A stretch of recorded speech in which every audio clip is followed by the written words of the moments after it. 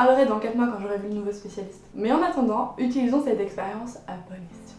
Comme tu peux t'en douter, des médecins j'en ai vu à la pelle. En 3 ans, j'ai dû faire le tour des spécialistes. C'est pas forcément génial.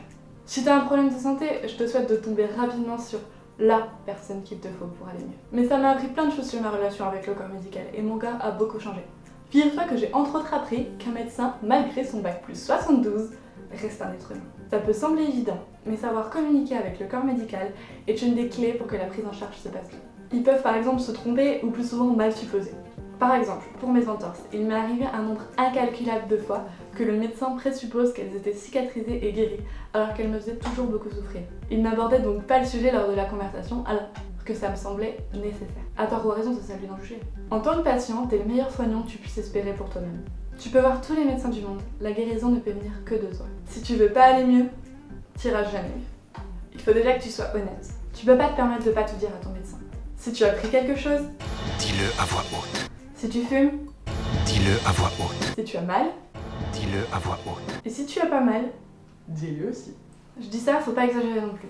Comme quand mon médecin traitant m'a raconté qu'un patient était venu le voir avec ses selles dans un tupperware. Les étrons flottants sont dus à une alimentation riche en fibres brutes et indigestes qui favorise la présence de gaz dans les selles. Faut pas faire ça. Hein. Si tu lui décris, ça suffit. Parce que oui, le médecin doit te croire. Mais s'il abrège tes explications, ça peut simplement être parce que ce qui est important pour toi ne l'est pas forcément pour son diagnostic. Et puis bon, ils sont souvent pressés. Surtout là où c'est des déserts médicaux des familles où personne ne prend de nouveaux clients tellement ça blindé. Ça c'est une autre histoire.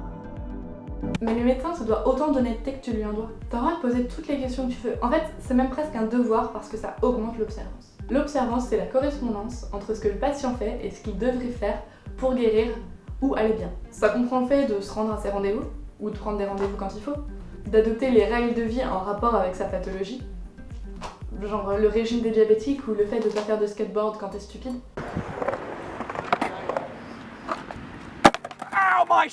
Et ça prend aussi en compte le fait de prendre ses médicaments correctement. Prendre des cachets régulières avant, pendant, après le repas, Quand on comprend pourquoi tel médicament est prescrit tant de temps, ou pourquoi il faut prendre tel médicament à tel moment ou ne pas faire telle ou telle chose, il y a moins de chances qu'on en fasse qu'à nos têtes et qu'on fasse de la merde. Genre, pourquoi je prendrais des antibiotiques 7 jours si j'ai une niveau de 4?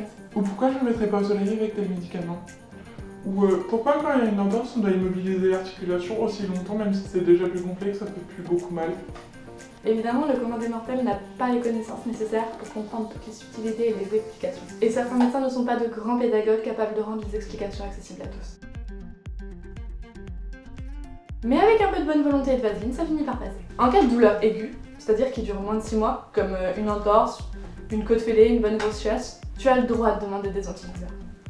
C'est pas parce que t'as fait l'abruti en skate alors que t'as clairement pas la condition physique et que tu t'es cassé le coude que tu dois souffrir. Ça peut arriver, ne me jugez pas. Ah oui, et dernier conseil, si ton médecin te saoule, si tu estimes qu'il ne te considère pas assez comme un être humain, ou si juste t'aimes pas sa tronche, t'as le droit d'en changer. Parce qu'il y a des nazes partout, même chez les médecins. Et c'est pas parce qu'il convient très bien à ta grand-mère, ton oncle, ta tante et sa cousine qu'il va très bien convenir à toi. Parfois c'est juste une question d'affinité.